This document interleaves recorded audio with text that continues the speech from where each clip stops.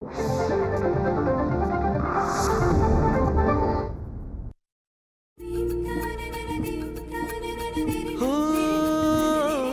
शब्द स्वरांचे बनती गाणे, साजनवानंद तराणे, रसिकांची हे जुळते नाते घडते जेव्हा सुरेल गाणे. कसे हे घडते मनात येते, भेटू बोलू ऐकू तयांच्या गोष्टी गाण्यांच्या, गोष्टी गाण्यांच्या.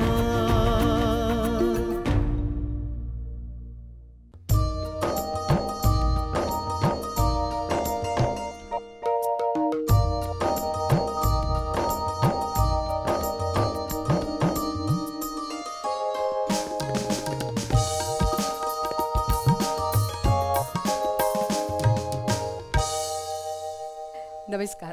संगीतातली अशी एखादी धून वाजली की साहजिकच आपण त्या संगीताच्या पलीकडे जाऊन विचार करायला लागतो आणि म्हणूनच गाण्यांच्या गोष्टी उलगडताना प्रत्येक गाणं वेगळं आपल्याला दिसायला लागतं. खरं तर संगीताच्या बाबतीत एक महत्त्वाची गोष्ट आहे, ते म्हणजे शब्द सूर. आता या शब्दसुरांची गुंफण जेव्हा होते आणि त्याचा अचूक मेळ जेव्हा जमतो तेव्हा एक सुरेख गाणं तयार होतं. पण या सगळ्यात वाद्यसंगीताचं महत्त्वही तितकंच आहे. म्हणूनच आज आपल्याकडे जे पाहुणे आहेत त्यांच्याशी बोलताना या वाद्यसंगीताची एक अनोखी बाजू आपल्याला जाणवणार आहे. प्रख्यात सरोदवादक आणि संगीतकार सारंग कुलकर्णी आज आपल्यासोबत आहे. सारंग नमस्कार.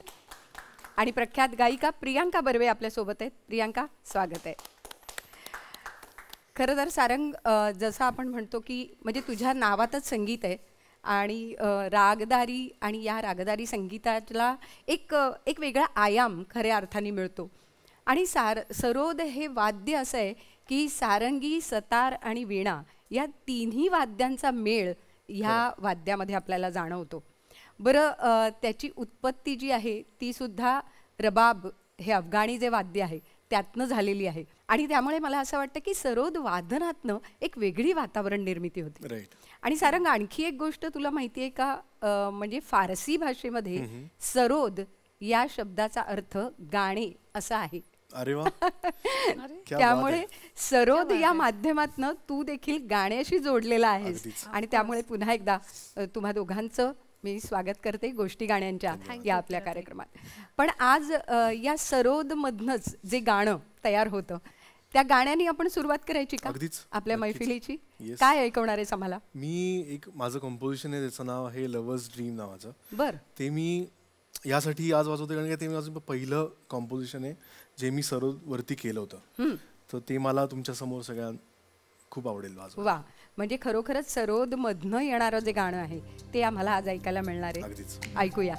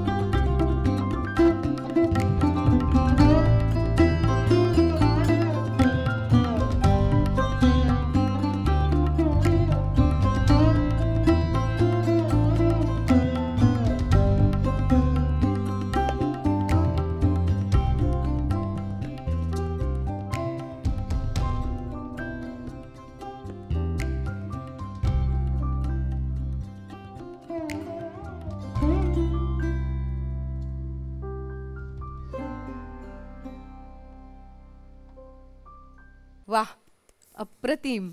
सारंग, एक वातावरणच तयार झालं वेगळं. आणि सरोदनी जो काही एक भराव आणलेला आहे तो खरंच खूप छान. मला सगळ्या तुमच्या बँड मेंबर्सचं खूप कौतुक करायला वाटलं की खूप सुंदर सगळ्यांनी साथ केली, खूप सुंदर वाजवत आहेत सगळे आणि खूप चांगले म्युझिशियन्स आहेत सगळे. सो त्यांच्यासाठी एकदा जोरदार टाळ्या. निश्चितच. पण तसंच असतं ना की एक टीम जेव्हा बनते ना तेव्हाच ते काम उत्तम रीतीने बनतं. आणि प्रियांका, मला असं वाटतं की तू गाण्याबरोबरच अनेक एक्सपेरिमेंट्स केलीस. विशेषतः मुघले आझम म्हणजे इतकी मोठी कलाकृती आणि हिंदी नाटक इतकं मोठ्या प्रमाणावर होणारं. किती आर्टिस्ट आहात तुम्ही त्यात? ॲक्च्युली आमची अख्खी टीम आहे ती 300 लोकांची आहे. बापरे बापरे. आणि त्यात तू फक्त गात नाहीयेस, तू काम करतेयस. त्यामुळे पूर्वी जसं संगीत नाटकातनं काम असायचं त्याप्रमाणे आता तू त्या संगीत नाटकातनं काम करतेयस. मी अभिनय पण करते आणि नृत्य पण करते. बरं. म्हणजे मी डान्स करत गाते. अरे वा, कसा अनुभव आहे तो? खूपच अनुभव, काय म्हणू, एनरिचिंग असा अनुभव आहे. कारण भारताच्या विविध कानाकोपऱ्यातून सगळी मंडळी जमलेली आहेत आणि खऱ्या अर्थानं आपल्या भारताची वैविधता अनुभवायला मिळाली मला या प्रोजेक्टमुळे. कारण कसं असतं, आपण मराठी लोकांबरोबर वाढलेलो असतो, मराठी इंडस्ट्री पण छोटी आहे आणि मराठी लोकांमध्ये कम्फर्ट झोन आपला क्रिएट झालेला असतो. पण या संधीमुळे मला तो ओलांडून स्वतःला आजमावून बघण्याची संधी मिळाली. आणि जेव्हा आपण आपला कम्फर्टनेस सोडतो तेव्हाच आपण काहीतरी त्यातनं शिकतो, धडपड करतो पुढे जायची. तर ती ही संधी अशी होती. आणि ती संधी मिळाली कशी? ॲक्च्युली संजय डावरा म्हणून माझा आणि फिरोज अब्बास खान जे नाटकाचे डिरेक्टर आहेत, आमचा कॉमन थ्रेड होता. आणि मुकेश छाबडा मोठा कास्टिंग डिरेक्टर आहे बॉलिवूडचा, त्यानं या नाटकाचं कास्टिंग केलं. सगळेजण ऑडिशन्स देत होते आणि मग त्यांना सांगितलं, अनारकलीची भूमिका अशी होती की ती क्रिटिकल आहे ना, मेन भूमिका आहे. गाणं पाहिजे, नीट दिसणं पाहिजे, अभिनयाचं अंग पाहिजे, नृत्याचं अंग पाहिजे.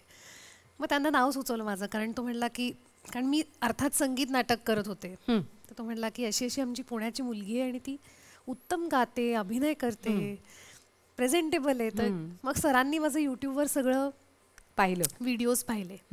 मग मला बोलवलं तेव्हा ते म्हणले, मैं तो ऑलरेडी फॅन बन चुका हूं. अरे वा.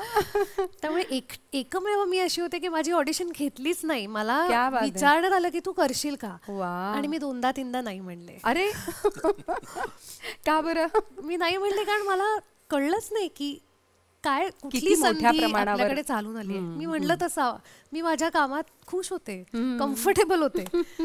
आणि म्हटलं कशाला हे सगळं. म्हणजे तेव्हा माझ्या टूर्स ठरल्या होत्या आणि मोठी कमिटमेंट होती, 6-7 महिन्यांची कमिटमेंट होती. बरोबर.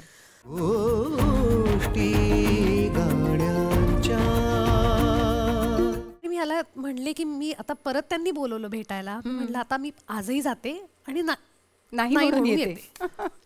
पण मी जेव्हा तिथे 3ऱ्यांदा गेले, त्यांनी मला बोलवलं, तेव्हा मी नाही म्हणूच शकले नाही. कारण तेव्हा मला अंदाज आला की हे खरं तर काय घडतंय. शापूरजी पॅलनजी ज्यांनी स्वतः मुघले आझम प्रोड्यूस केली होती फिल्म, ते स्वतः प्रोड्युसर्स आहेत या फिल्मचे.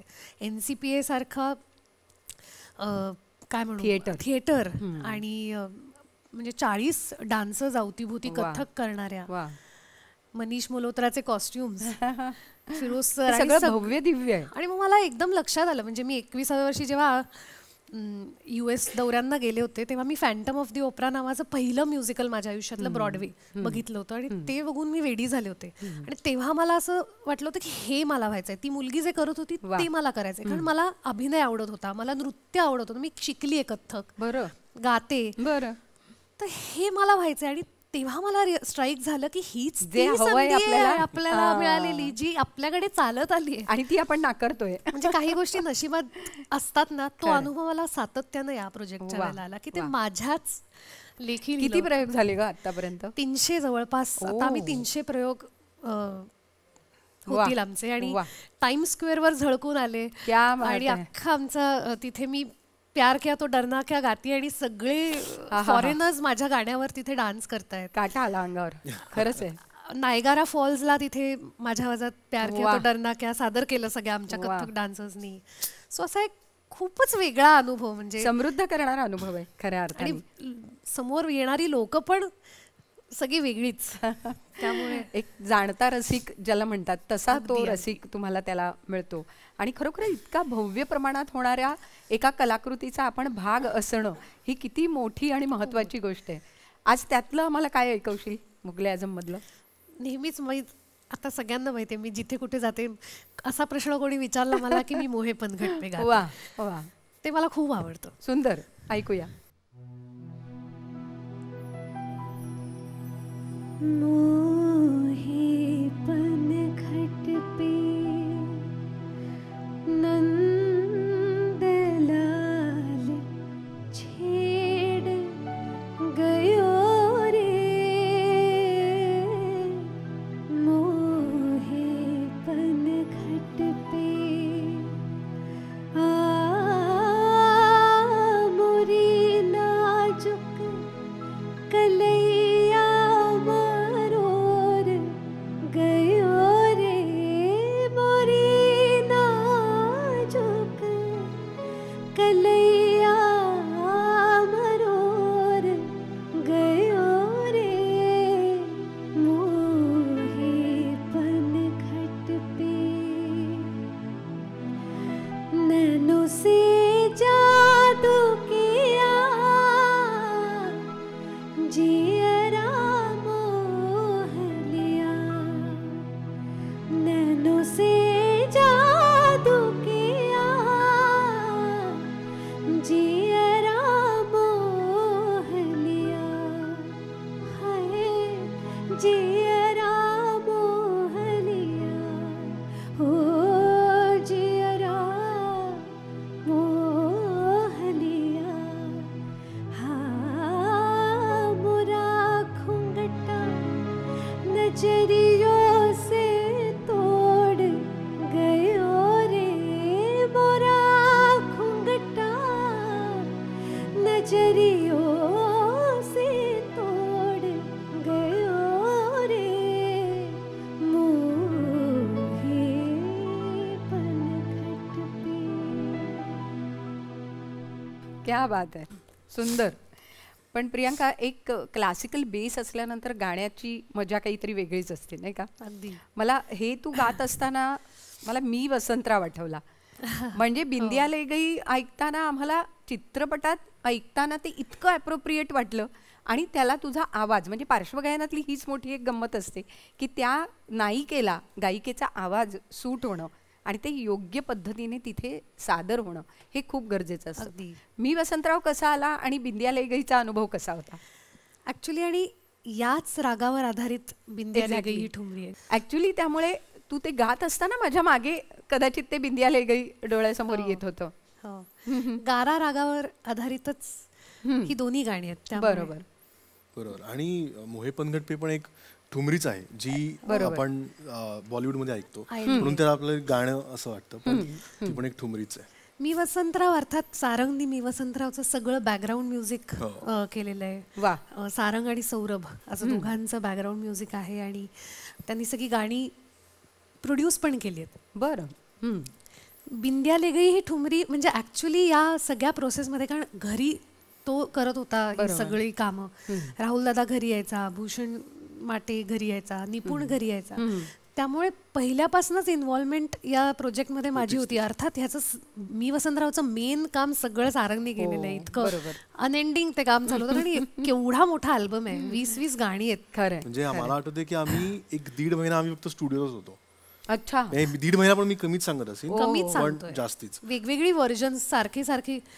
तर आणि किती व्हरायटी आहे, खूप खूप व्हरायटी आहे. आणि वसंतरावांच्या आयुष्यावर शेवटी चित्रपट म्हणजे व्हरायटी असणार, वेगळंच वैभव. हरहुन्नरी कलाकार होता तो. खरं. आणि माझ्या डोक्यात म्हणजे मला कधीच माहित नव्हतं की मी ही ठुमरी गाणार आहे. मी सगळी स्क्रॅच गायली होती. बरं. या दोघांना म्हणजे राहुल आणि हा ते यायचे, हा पिऊ गा असं करून मी. मला आठवते की शूट साठी आधी गाणी द्यायला लागतात. करेक्ट. सो तेव्हा काही आपण जो सिंगर गाणं त्याच्याकडनं नसतात गाऊन घेतले. मग पिऊ घरीच असायची. हक्काची तिला घरी मी म्हणलं होते की त्यामुळे तू गा, म्हणजे काहीतरी देता येईल, त्यासाठी शूट करता येईल. बरोबर. म्हणून तिने सगळी गाणी गायलेली होती त्याच्यातली. पण त्या गाण्याच्या ट्रीटमेंटमध्ये सुद्धा म्हणजे तू संगीत आणि ह्या सगळ्याच दृष्टीने म्हणजे पार्श्वसंगीत देणं चित्रपटाला हा सुद्धा एक महत्त्वाचा भाग असतो, धागा असतो. कारण तो चित्रपट पुढे जात असतो आणि त्याच्यात या संगीताचं महत्त्व वेगळं असतं. तर त्या दृष्टीने काय सांगशील, काय वेगळेपण तुला देता आला?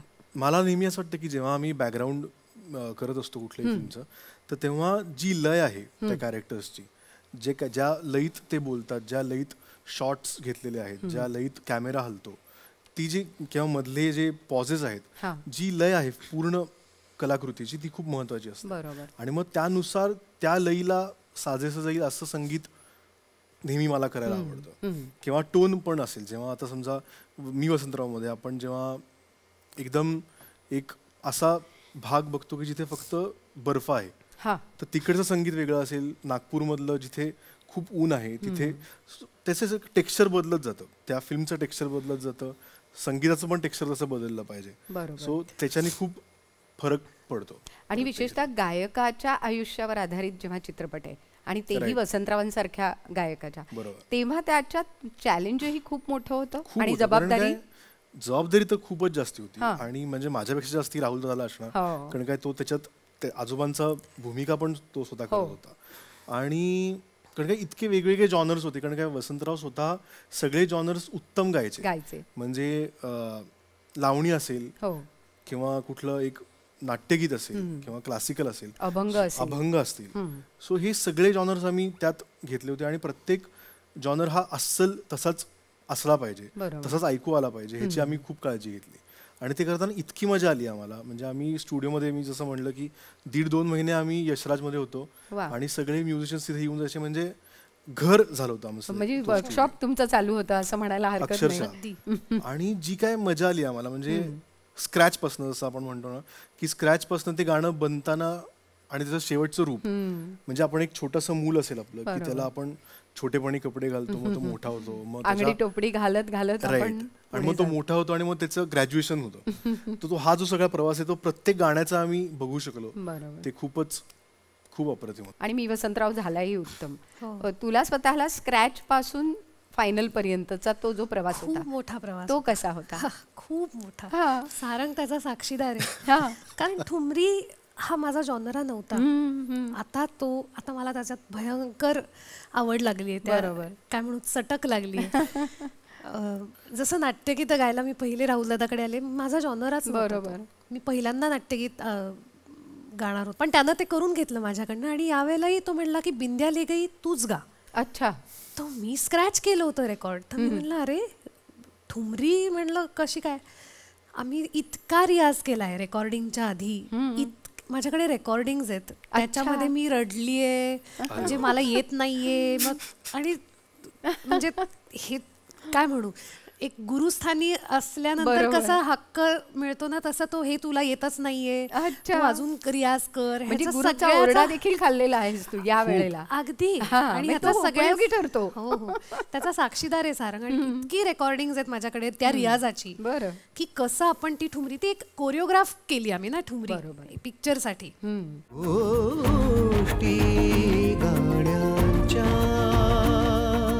पण त्याचा खूप मोठा प्रवास आहे. पण आज मला तो प्रवास बघताना आठवतं की आज मी जे गाते कार्यक्रमात उत्स्फूर्तपणे, तो त्या सगळ्याचा परिपाक आहे, तो पाया होता जो आम्ही तिथे रचला. बरोबर. आणि आज मी बिंद्या लेगेने अशा अनेक ठुमऱ्या आता मला गाव्याशा वाटतात. बरोबर. आणि शिकाव्याशा वाटतात. खूप सुंदर. आज आम्हाला एक झलक त्याची.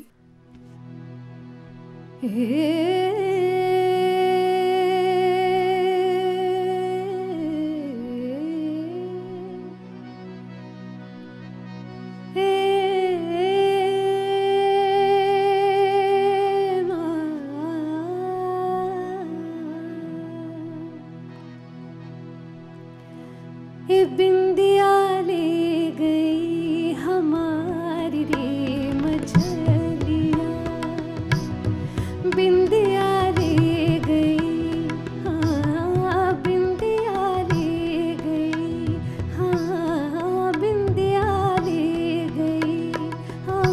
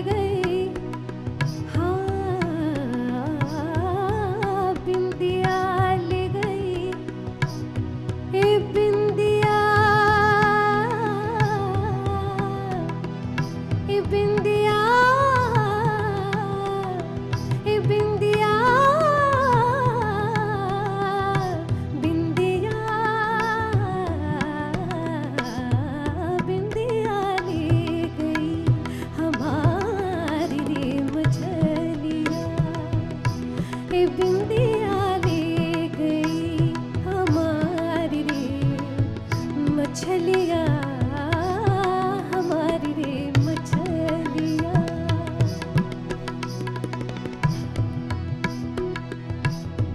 जाए कहो कोई, जाए कहो कोई, हाँ जाए कहो कोई, हाँ मोरे छोटे देवर से, देवर से,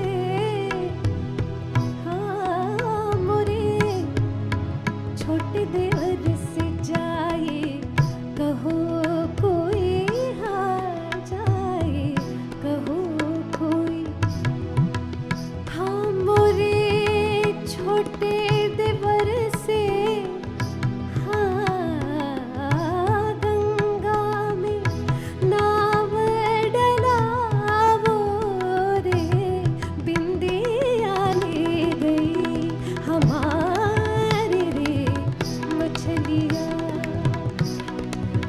ए बिंदिया ले गई बिंदिया, बिंदिया ले गई बिंदिया, बिंदिया, बिंदिया, बिंदिया ले गई हमारी रे, हमारी रे, हमारी रे मछलिया।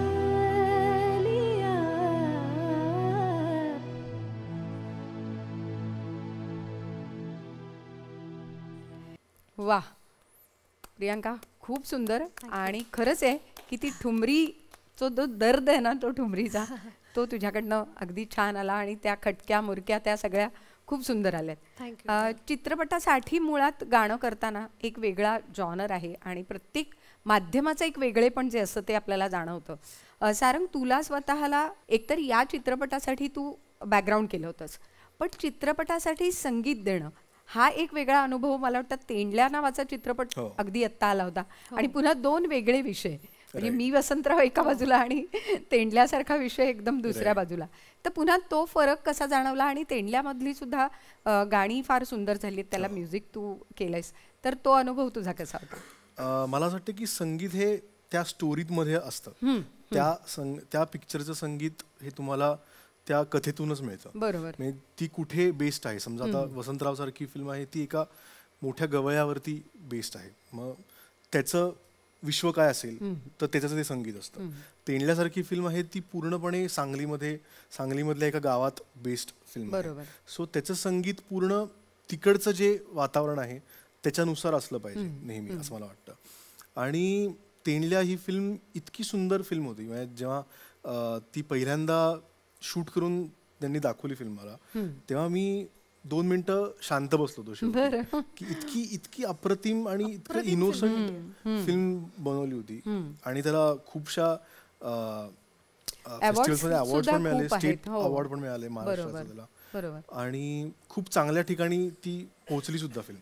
स्वतः तेंडुलकरनी पण ती फिल्म बघितली आणि त्याच्या आईनी आणि त्यांनी बघितली, आणि त्याची आई पण रडत होती शेवटी की गावातली मुलं तुझ्यावरती इतकं प्रेम करतात. आणि अक्षरशः तसं होतं. म्हणजे मी पण लहानपणापासून तेंडुलकरचा, म्हणजे सगळेच जण आपण तेंडुलकरचे इतके मोठे फॅन आहोत. आणि ते जेव्हा आम्ही बघत होतो करताना, तेव्हा आम्ही स्वतःलाच बघत होतो ते सगळं करताना. बरोबर. आणि त्या सिच्युएशन प्रमाणे जे भावतं, सिच्युएशन मध्ये ते आपल्याला काय सांगायचं आहे. प्रत्येक कथेची एक सिच्युएशन वेगळी असते, गाण्याची सिच्युएशन वेगळी असते. तर ह्या फिल्ममध्ये असं होतं की तो जो नायक आहे त्याचं प्रेम आहे तिच्यावरती, आणि तो सांगू नाही शकत. ती त्याच्या एक्झॅक्ट समोर राहते, तो गाडी चालक आहे आणि तो सांगू नाही शकत आहे तिला. तर ती इतकी इनोसंट आणि कोवळी मोमेंट होती. त्याच्यातनं हे आम्ही कोवळ्या कोवळ्या स्वप्नांची ही भाषा, ही थॉट घेऊन आम्ही ते गाणं केलं आणि ते इतकं आवडलं सगळ्यांना.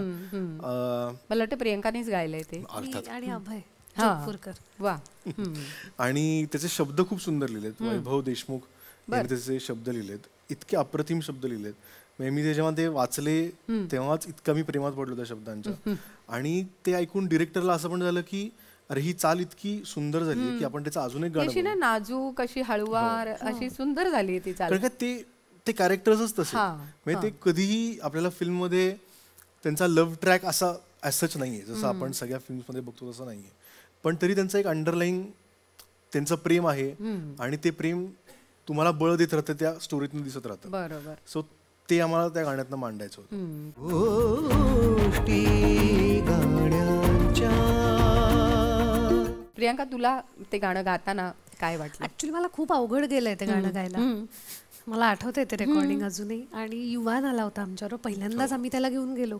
बरं. कारण दोघांचंही काम होतं, घरी कुठे ठेवायचं त्याला, त्यामुळे त्याला घेऊन बरोबर. सो त्याला मला वाटतं युवानने असं अनेक गाणी अशी ऐकली असतील. त्यांनी टेक्स पण ओके केलेत. हो, टेक्स ओके करतो तो, त्याचा तोही व्हिडिओ व्हायरल झाला आणि त्याचे सगळेच व्हिडिओ, म्हणजे तू त्याला घेऊन बसतेस आणि तो एक एक सूर तुझ्या बरोबर तो लावतो. फार छान वाटतं ते अगदी. ती बघताना. क्वचित वेळ असते, आमचा भाग्याचा क्षण असतो जर तो गायला आमच्याबरोबर. पण तो आला होता रेकॉर्डिंगला, धुमाकूळ चालला होता त्याचा. पण मला आठवतंय ते रेकॉर्डिंग, आणि त्याला एक विशेष टोन मी वापरलाय. तुम्ही जसं म्हणलात ना, की खूप असं ते हळुवार गाणं आहे. कारण कोवळं शब्दाप्रमाणे, त्या कॉम्पोजिशन प्रमाणेच ते इतकं हळुवारपणे त्यांचं प्रेम त्यानं त्या चालीतनं मांडलंय की त्यासाठी एक वेगळ्या अप्रोचनी मी गायली आहे. आणि त्याच्यासाठी खूप आमचे टेक्स झालेत, त्याच्यातही आमची खूप भांडणं झाली आहेत किंवा भांडणं नको म्हणायला, बरोबर, कलाकृती उत्तम होण्यासाठी असलेली वादावादी आहे. त्याला आमचा रेकॉर्डिस्ट तेव्हाचा अवधूत वाडकच साक्षी आहे. ऑल इन ऑल झालं काय तर ते गाणं उत्तम तयार झालं, हा सगळ्यात महत्वाचा मुद्दा. आणि आता तू इतकं त्याचं वर्णन करतेस तर मला असं वाटतं की ते गाणं असं इथे ऐकण्यापेक्षा आपण ते पाहूया आणि ऐकूया. नक्की. म्हणजे खरं तर त्याला ते पाहिल्यानं न्याय मिळेल ऐकणाऱ्यांना. बरोबर. कारण ते शेवटी चित्रित जसं होतं त्यातनं सुद्धा एक वेगळा इम्पॅक्ट येतो आणि तो महत्वाचा आहे. सो मला असं वाटतं की ते गाणं पाहूया आणि ऐकूया. स्वप्नांची ही भाषा डोळ्यांनी घेना समजून तू हळव्या हळव्या नजरच्या या हाका नजर घेना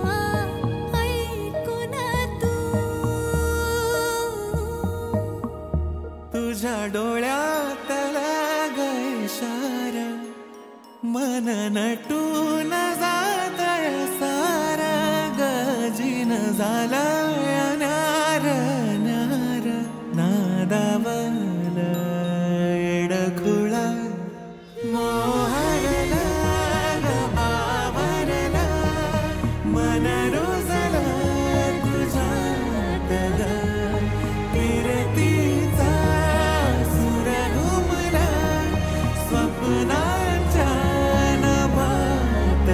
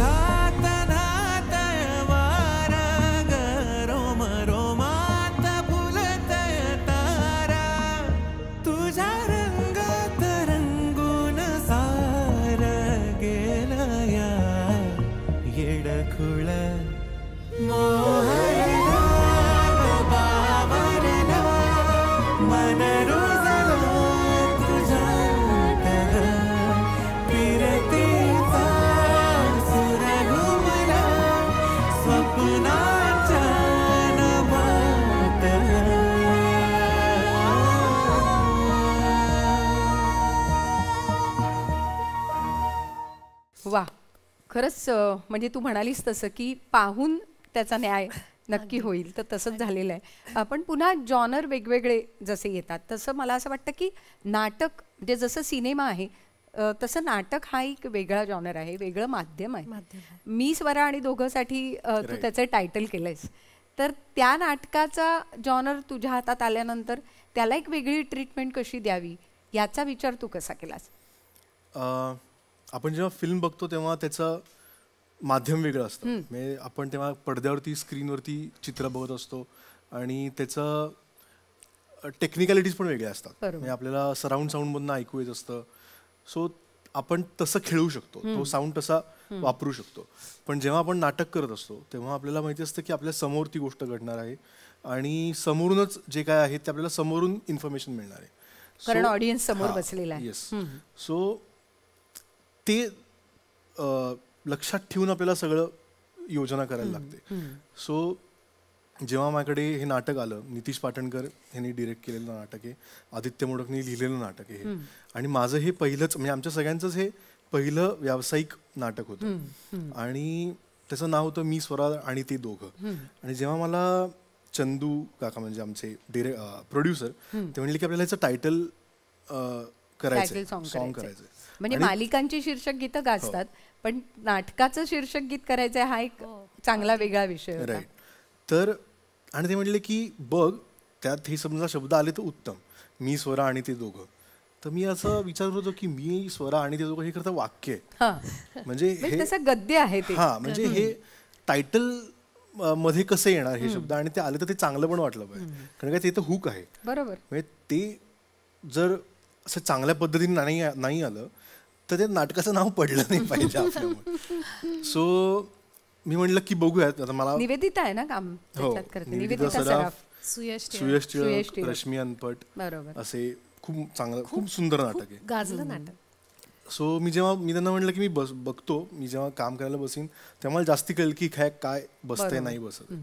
तर मी सुरुवात केली आणि माझ्या ह्याच्यात जे काय मी गाऊन पाठवलं होतं तर त्याच्यात ते बरोबर ड्रॉपला ते बसत होतं. अरे वा.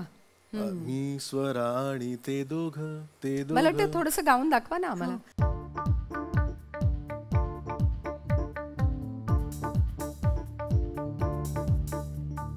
तुझी माझी ही जुनी कहाणी नव्याने सुरू आता, हे क्षितिज नवे दिसते अवखळ लढवाटा नव्या.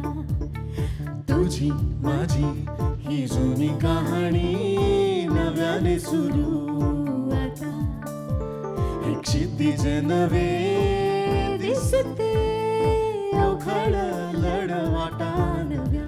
थोडेसे मी तुला तू मला समजून घेऊया, उद्याची काळजी नको खुशाल आज राहूया. थोडेसे मी तुला तू मला समजून घेऊया, बांधून मिळून चौकोनी घरटे आता.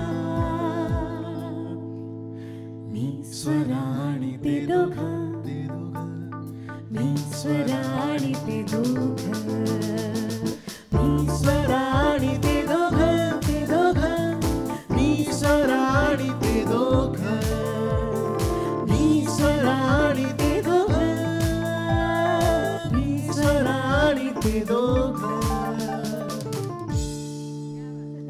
वा, मस्त. थँक्यू. आणि ह्याच्यानंतर एक म्युझिकचा सेक्शन येतो ज्यात मी आधी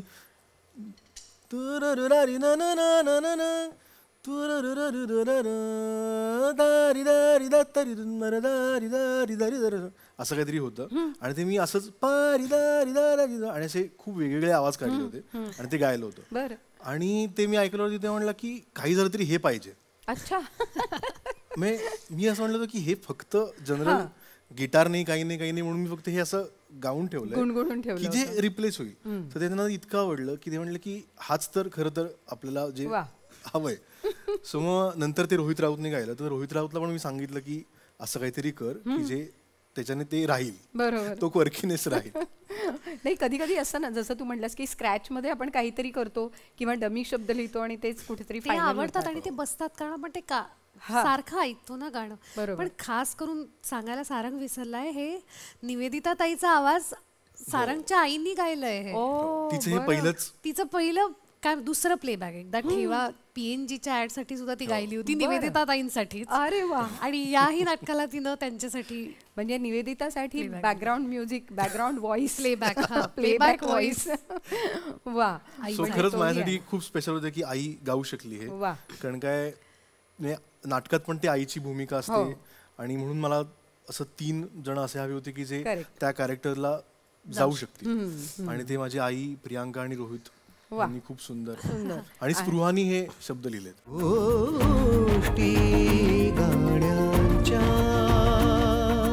पण पुन्हा तेच म्हटलं की जॉनर बदलला, माध्यम बदललं की त्याचं प्रेझेंटेशन बदलतं. म्हणजे आपण बघतोय की चित्रपटांसाठी गाणं असेल, आता नाटकाचं टायटल सॉन्ग असेल आणि त्याचबरोबर आता जमाना वेबसिरीजचा आहे. तर प्रियांका, ताली या वेबसिरीजसाठी सुष्मिता सेनला तू प्लेबॅक दिलंयस. तो मला वाटतं एक वेगळा क्षण तुझ्या आयुष्यातला होता. काय होतं नेमकं, कसं घडलं? अमित राजचा फोन आला मला एका दिवशी की अशी रवी सर सिरीज करतायत, सुष्मिता सेन आहे आणि ताली त्या सिरीजचं नाव आहे. म्हणजे एका वेगळ्या धाटणीचा विषय होता जो कधी कोणी हाताळला नाहीये, इतका नाजूक विषय आहे. आणि त्याच्यामध्ये ॲक्च्युली मी अजून एक गाणं गायले होते, पण ते काही कारणानं झालं नाही. पण धडके जिया नावाचं एक गाणं मी त्याच्यामध्ये गायले आणि जे क्षितिज पटवर्धननी खूप सुंदर त्याचे शब्द लिहिलेत. अजूनही मला आठवतंय मी US ला जायचे होते ह्याच्यासाठी, मुघले आझमसाठी. आत्ता मागच्या वर्षीची गोष्ट आहे. सगळं घरनं आम्ही निघालो, रडून बिडून झालं माझं. युवानला पहिल्यांदा मी सोडून चालले होते. किती होता, केवढा होता तो? आणि 2.5 वर्षांचा होता तो. तिथून निघाले आणि तसं मी रेकॉर्डिंग प्लॅन केलं होतं कारण परत 3 महिने मी नसणार होते. बरोबर. त्या दिवशी रात्री आम्ही ते दोन्ही गाणी रेकॉर्ड केली आणि मग मी फ्लाईट पकडली. वेबसिरीजचा तू उल्लेख केला तर यावर्षी अजून एका वेबसिरीजमध्ये मी गायले, जी सुद्धा हिंदी होती. रणदीप हुडाला मी प्लेबॅक दिलाय, इन्स्पेक्टर अविनाश त्या वेबसिरीजचं नाव, आणि विजय वर्मा यांचं गाणं मी त्याच्यात. ते सुद्धा खूप सुंदर गाणं आहे. थोडीशी एक जॉनर त्या सगळ्या विषयाचा झाला. पण धडके जियाची एक छोटी झलक मी गाऊन दाखवते.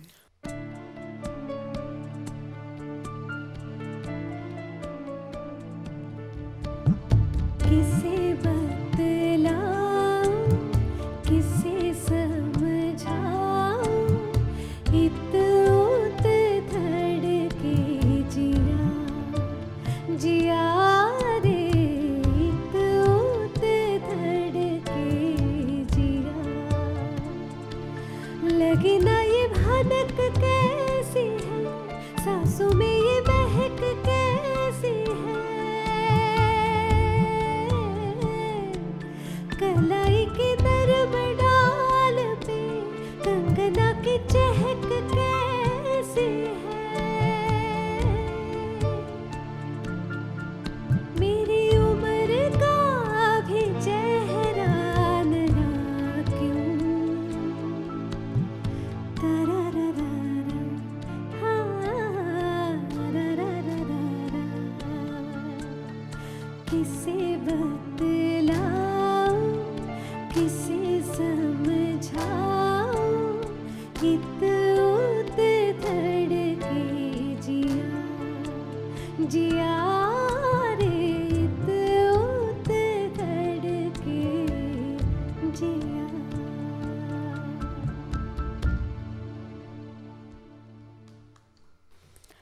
खरं तर ताली या शब्दावरनच कळतंय की तृतीयपंथीयांच्या जीवनावर आधारित अशी वेबसिरीज. म्हणजे इतका संवेदनशील विषय आणि तितक्याच संवेदनशीलपणे तो हाताळलेला आहे. आणि म्हणूनच जेव्हा मला ह्या गाण्याचं प्रॉपर ब्रीफ दिलं, जे रवी दादा स्वतः उपस्थित होते, प्रोड्युसर्स उपस्थित होते, आणि पहिल्यांदा मला गाणं दाखवण्यात आलं, असं पहिल्यांदा झालं.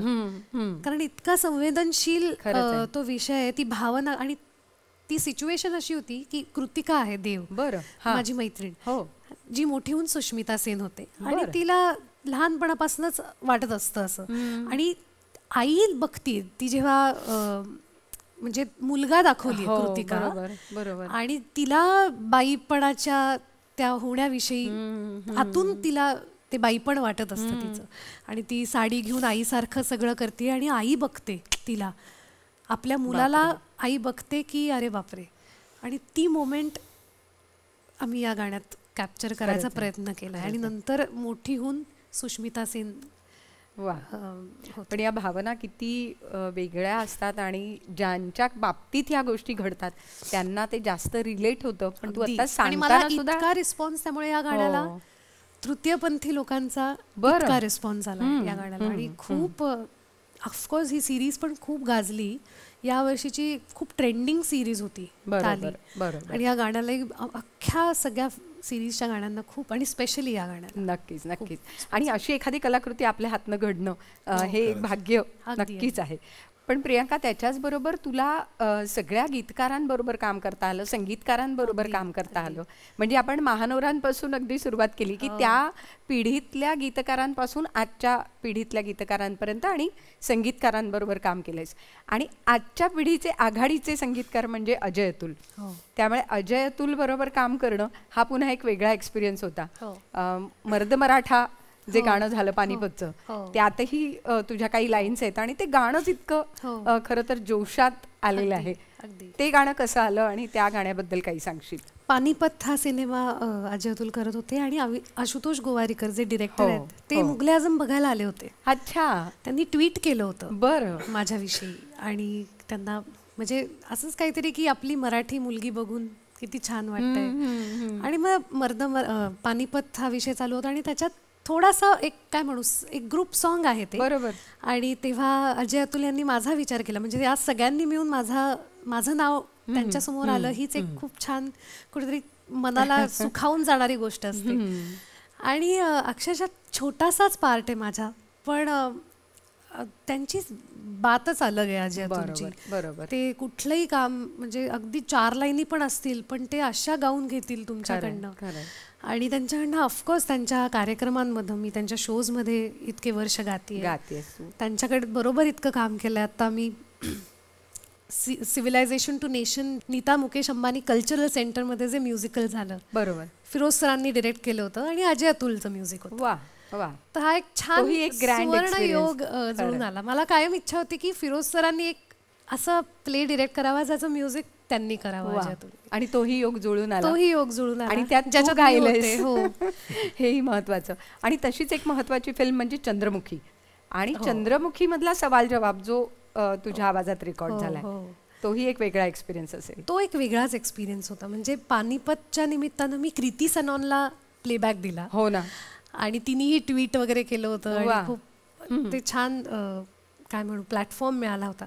आणि या निमित्तानं एक अख्खा तमाशा काय म्हणू बाजावर परत एकदा नटरंग नंतर अजय अतुल बरोबर काम करत होते. आणि सवाल जवाब तेव्हा कोविडचे दिवस चालू होते आणि युवान अक्षरशः 3 महिन्यांचा होता. आई गो. बरं.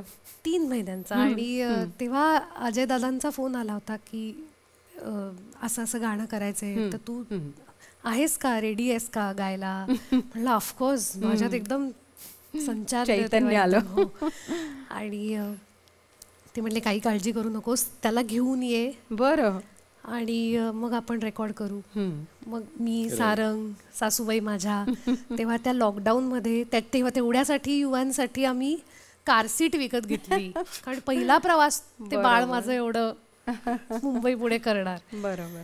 आणि मग सवाल जवाब त्याला ते गाताना मी लिटरली 4 तास सलग विदाऊट ब्रेक गात होते अक्षरशः. कारण त्यानं पण बाळाने कशी साथ दिली, तो झोपला होता पूर्ण वेळ. वा. आणि शेड्यूल पूर्ण त्यांचं लागलं होतं तिथे. मी होणं गरजेचं होतं. आणि त्यांनी प्रायोरिटी मला दिली होती कारण बाळ एवढंच होतं. बरोबर. ब्रेस्ट फिडिंग वर होते मी. बरोबर. आणि पण तेव्हा बाळ आपलं समजून घेत असं वाटतं. आणि 4 तास सलग मी बसून गात होते. पहिले उभी राहून गायले. म्हणलं माझ्यात एवढी ताकदच नाही. मग बसले. कंबर एवढी धरून आली होती. पण तो ठसका म्हणजे असं होतं ना की आपण वाट बघत असतो की कधी मला गायला मिळतंय. त्या आईपणातून सुद्धा एक माझ्यातला कलाकार, गायिका तिथे जिवंत झाली होती. की ऐकूया आपण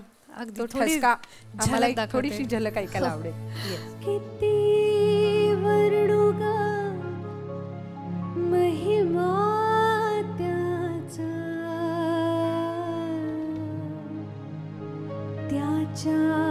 पायी घडले ग,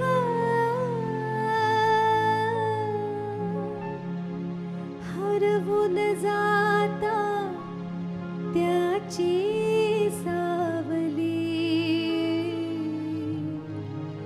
जगी एकटी पडले ग, लय मोलाचा ऐवज असतो पुन्हा कधी ना मिळतो ग, उमगायाला सोपी आई बाप कोणाला कळतो ग, जन्म घ्यायचे त्या साऱ्यावर त्याच्या गुणांची छाप दिसे, सवाल होता फक्कड ज्याचा जवाब केवळ बाप असे, जी जिरजी जी जिरजी गाजी जिर जिर है जिर जिर है जिर जिर है जी. अक्षरशः गुरु ठाकूरनी हे गाणं लिहिलंय अप्रतिम आणि लिहिलंय. अप्रतिम असं लिहिलंय. म्हणजे अक्षरशः हे जे कडवं आहे जेव्हा अमृतावर ते शूट झालंय, शूटिंगच्याच वेळेला प्रसाद दादा मंजिरीताई सगळ्यांचे मला मेसेज आले की हे कडवं ऐकून ढसा रडायला लागले. पण खरंच ते ज्या पद्धतीने येतं ना, म्हणजे एक सवाल होतो मग त्याचा जवाब, आणि ते ज्या पद्धतीने ते बिल्टअप डिझाईन केलंय, केलंय खरंय ते खरंय. अप्रतिम आहे. म्हणजे मुळातच तो चित्रपटच एक अशा पद्धतीचा झाला की ग्रँड लेवलवर झाला. आणि खास म्हणजे ऑफकोर्स उत्तरातही आहेत या पिक्चर मध्ये शेवटच्या सीन मध्ये. येस, त्यामुळे तोही एक जवळून अनुभव मी सुद्धा घेतलाय की चंद्रमुखी सारख्या एका मोठ्या चित्रपटाचा मी एक छोटासा भाग आहे. त्यामुळे खरंच खूप बरं वाटतं आणि अशी कलाकृती बनते. किती छान गोष्ट आहे. पण ही आज आपण अशा आत्ता मी जेव्हा गायच्या आधी मला कळलं की उत्तराताई आहेत आणि ते म्हणलं मी पण छोटा सीन केलाय, म्हणलं अरे हो की तो शेवटचा खूप महत्वाची मोमेंट आहे. पण जी पत्रकाराची भूमिका प्रत्यक्ष जगतात मी खरी जी वावरते तीच तीच तुम्ही तिथे अगदी म्हणूनच प्रसादने खरं तर मला त्या भूमिकेसाठी बोलावलं आणि बरं वाटलं की मी ते काहीतरी करू शकले. अशा छोट्या छोट्या गोष्टी असतात आणि ह्याच गोष्टी उलगडताना खरंच खूप बरं वाटतं. मला वाटतं प्रियांका सारंग आज खूप साऱ्या गोष्टी तुमच्याही डोळ्यासमोरून उलगडल्या असतील. त्यामुळे तुमचे धन्यवाद. दूरदर्शन सह्याद्रीचे खूप थँक्स म्हणू इच्छितो की इतका सुंदर उपक्रम आहे हा गाण्यांच्या गोष्टी. खरं तर किती म्हणजे असे कार्यक्रम अजून व्हायला पाहिजेत, कारण ही सगळी गाणी, हे सगळं काम इतके वर्षांपूर्वी करून ठेवलेलं काम, आणि मग जेव्हा तुम्ही प्रश्न विचारता त्या सगळ्या आठवणींना उजाळा मिळतो. आम्हाला पण त्याचं हे नसतं, गांभीर्य नसतं कधी कधी की आपण ते कसं केलंय काम. पण तुमच्याशी बोलताना इथे येऊन ते खरंच आम्हाला पण पुन्हा एकदा रिलीव्ह करता येतं. त्यासाठी खरंच तुमचे खूप आभार. आणि स्पेशल आभार सगळ्या कलाकारांचे, सगळ्या प्रणव, सगळ्या टीमचे. त्यांनी ही सगळी गाणी ते ऐकून आले आणि आज त्यांनी साथ दिली. वा. आणि दूरदर्शनमुळे खरं तर या सगळ्या गोष्टी शक्य झाल्या. आणि दूरदर्शनची ही संपूर्ण टीम, आमचे निर्माते, आमचे सगळे पूर्ण टीम या सगळ्या कामाला असते. ऑफकोर्स मी म्हणलं तसं हे कार्यक्रम असा होत नाही, त्यामुळे दूरदर्शनचे विशेष आभार. खरंच. आणि म्हणूनच दूरदर्शनच्या याच पडद्यावरनं जसा आत्ता सवाल जवाब झाला तो गाण्यातला सवाल जवाब होता, आणि असेच काही सवाल आणि असेच काही जवाब ऐकण्यासाठी गोष्टी गाण्यांच्या कार्यक्रमाच्या पुढच्या भागात आपण भेटणार आहोत अशाच काही कलावंतांसह. आज इथेच थांबूया. तुमचे दोघांचेही खूप आभार. धन्यवाद. थँक्यू.